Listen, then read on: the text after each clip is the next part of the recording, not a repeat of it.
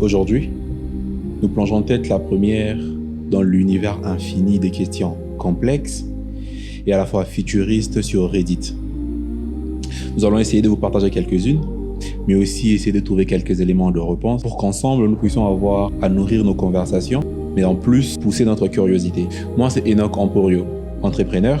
J'ai une start-up dans la logistique au dernier kilomètre qui s'appelle Darda. Et désormais, j'anime ce podcast, Africast Tech. Bienvenue et allons-y. J'ai trouvé sur Reddit 1001 questions sur la technologie. Elles étaient toutes passionnantes, elles méritaient quand même d'être partagées ou avoir une réponse. Évidemment, sur Reddit, il y a des gens qui ont essayé de répondre, mais j'aimerais bien partager cela avec vous parce que je pense que cet exercice peut encore susciter en vous certaines questions ou encore vous pousser à partager les vôtres sur la technologie. Alors, passons au vif du sujet. Il y a la première qui est tout aussi basique mais intéressante. Elle dit: si vous pouviez créer une technologie de science-fiction, quelle serait-elle? Imaginez juste si tu étais réalisateur du film Ready Player One, qu'est-ce que tu pouvais penser comme technologie à mettre dans un film de science-fiction? Pensez juste. Alors pour ma part, on a déjà le métaverse, je ne sais pas penser plus loin, mais je pense qu'on peut encore nourrir de gadgets cette technologie du métaverse et rendre encore l'expérience plus intéressante. Et bien que plusieurs observateurs trouvent en cette technologie un moyen de nous rendre encore de plus en plus isolés et loin des autres. Mais il y a encore une autre question très intéressante. Et elle dit: quelle est la prochaine grande nouveauté dans la tech? Tu peux être insider, tu peux être professionnel, tu peux être un amoureux de la technologie. Si tu peux prédire, quelle serait la grande nouveauté dans la tech? Pour ma part, j'ai toujours pensé que toute nouvelle génération d'Internet est une très grande nouveauté pour la technologie. Pour moi, c'est cette grande nouveauté de la tech. Aussi, il y a encore une question.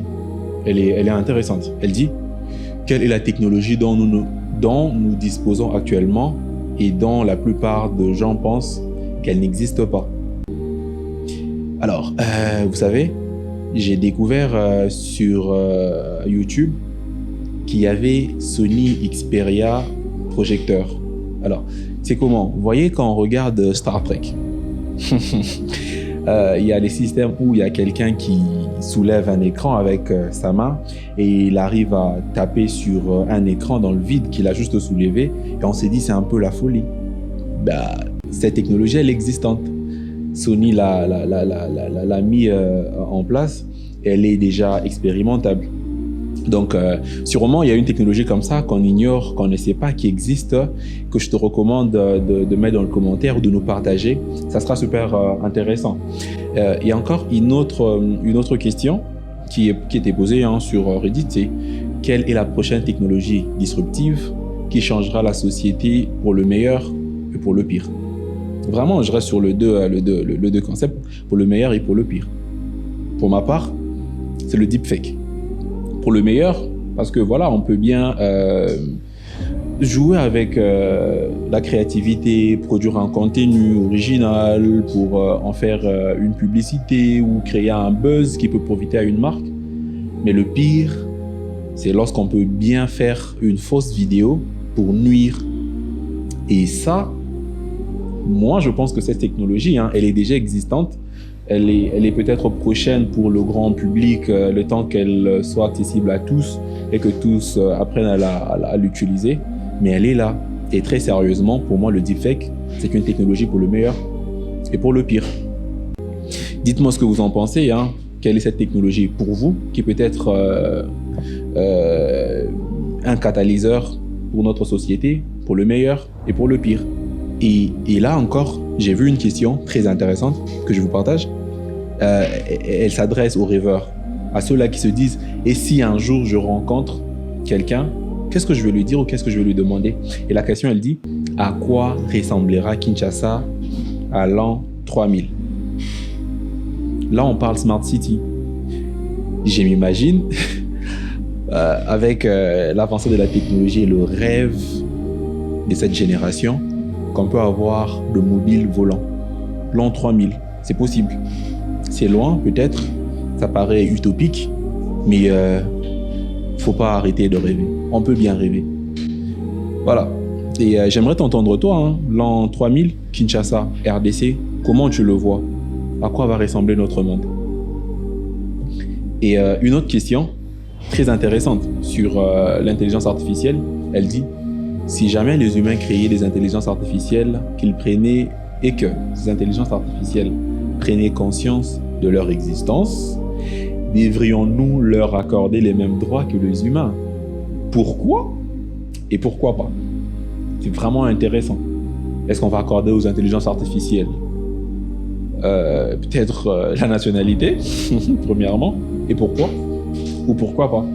Alors moi, sur ce point, je trouve qu'il y a un peu de l'anthropomorphisme à ce sujet. Et déjà, par mon point de vue, je pense que c'est pas possible. On peut pas arriver à ce point où déjà l'intelligence artificielle aura à avoir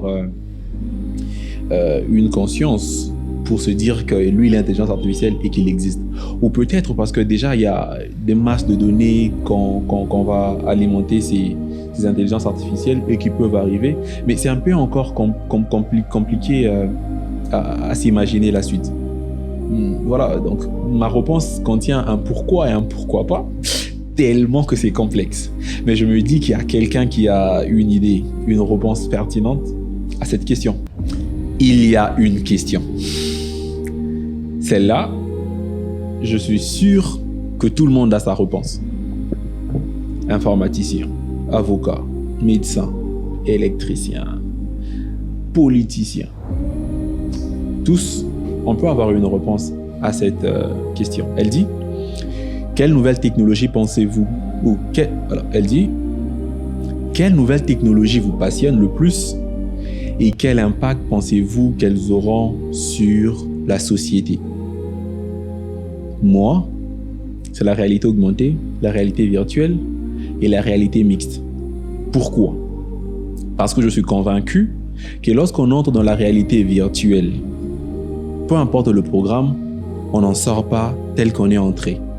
Et si, même pour raison de civisme, on prend un kuluna au travers d'un casque virtuel, on l'inflige une éducation, peut-être de la douleur que lui l'inflige aux gens avec la machette, ou même de ce que c'est être un bon citoyen dans la réalité virtuelle, je suis convaincu qu'il en sortira changé.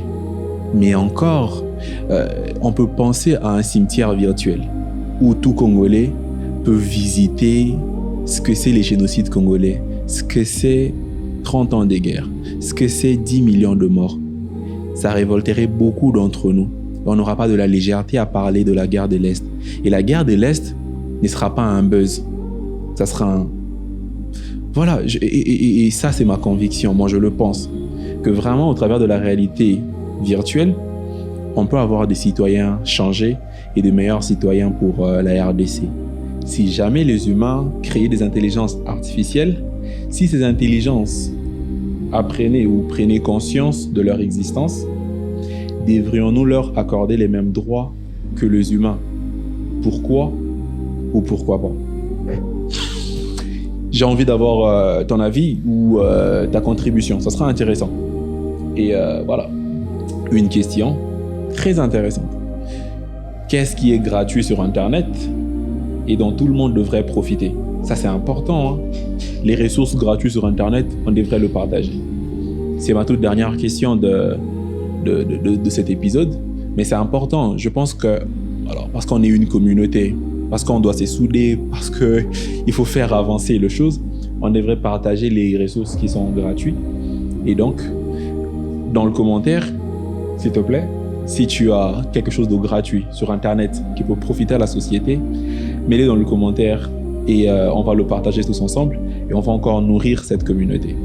Et donc, on se donne rendez-vous pour le prochain épisode où on va encore décortiquer, partager les questions qui se posent sur Reddit. Et je pense même qu'on peut encore dans ce commentaire mettre dans les commentaires des questions qui peuvent être sujet de notre prochain épisode pour encore nourrir nos conversations et encore, laisse-moi le dire,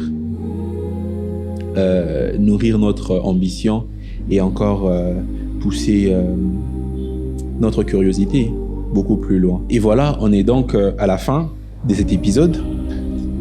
J'espère que ça a été une expérience enrichissante pour vous. Et j'ai eu une question, elle est d'ordre social, comme ça, culturel, j'allais dire. Est-ce que vous pensez que la technologie est une bulle? Et combien de temps pensez-vous qu'elle va éclater si vous pensez que c'est une bulle? Pour ma part, je pense que ce n'est pas une bulle, mais je voudrais avoir votre avis à ce sujet. Et donc, toutes les questions que vous avez sur la technologie, je vous invite à les mettre dans le commentaire. On peut y revenir, poser des questions ou même vous avoir à nos côtés pour pouvoir en parler et échanger autour de la technologie. C'était Africast Tech, votre rendez-vous de la technologie en Afrique. C'était moi, Enoch Camporio, entrepreneur et désormais animateur. Merci.